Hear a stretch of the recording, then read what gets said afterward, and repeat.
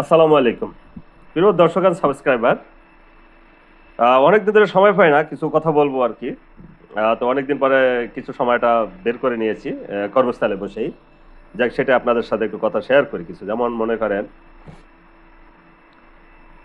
একজন অপরাধী যখন অপরাধ করে, বাংলাদেশের প্রেক্ষাপটে বিভিন্ন জায়গায় দেখা যায় যখন অপরাধী সে অপরাধ করে, তার অপরাধের কালীন সময়ে সংগঠিত যখন করে, তার এক্সপ্রেশন, তার দাম্ভিকতা, তার ক্ষমতা, এত মনে হচ্ছে যে তার চেয়ে দুনিয়ায় আর কোনো ক্ষমতাবান ব্যক্তি নাই।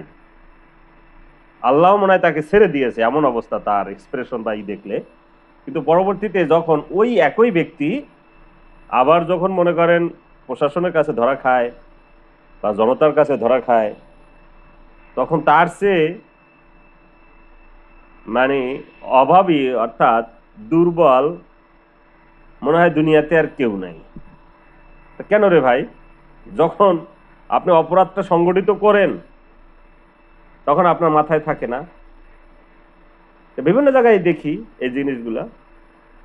বিনিময়ে হয় কি, আপনার পরিবার, আপনার আহলে আওলাদ তারা ক্ষতিগ্রস্ত হয়। আপনি হয়তো জেলে যান, বা অনেক সময় বিচারে অনেক কিছু হয়ে যায়, কিন্তু আপনার পরিবার, আপনার ছেলে সন্তান এরা কিন্তু খুব ক্ষতিগ্রস্ত হয়।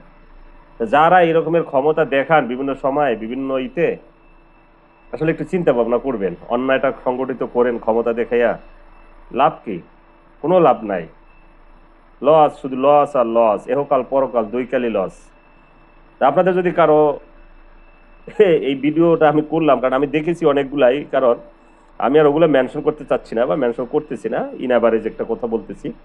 হয়তো আপনারাও জানেন যে এইভাবে হয় করে অপরাধীর চোখের দিকেও তখন তাকান যায় না, মনে হচ্ছে সেই এত ক্ষমতাবান। এত ক্ষমতাবান কেউ না দুনিয়াতে। আখিরাতে সব জায়গায় ক্ষমতা একজনারই, আল্লাহ তাআলার। বাকি সব তার গোলাম। ভালো থাকবেন, ক্ষমতা একটু কম দেখাইয়া মানব সেবায় নিয়োজিত হন। আল্লাহ রাসূলের পথে চলেন, দ্বীনের পথে চলেন। ইনশাআল্লাহ ইহকাল পরকাল দুই কালই কামিয়াবি হবেন। আসসালামু আলাইকুম।